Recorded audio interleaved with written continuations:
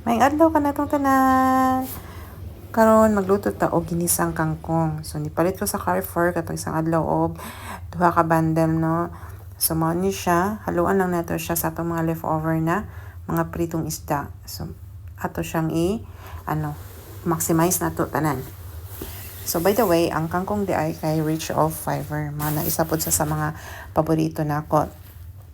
Simple naman ang pagluto sa sa ginisang kangkong. 'Di ba? Sa ato very naman ni siya, very pangbahay kay sa nga tanan, ordinaryo ra kaayo.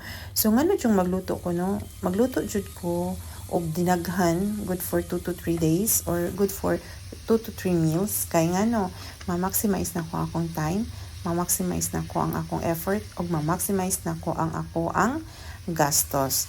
So mao na siya kay perminti man ta busy na aman ta sa work. So pag may chance tang magluto jud tag dinaghan na good for 2 to 3 days or good for 2 to 3 meals. So ikaw na mag-budget unsa kadaghan na ang imong giluto.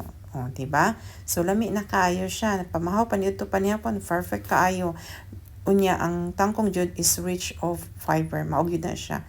Diba? Lami kayo. Daghang salamat kanatong tanan. Have a nice day.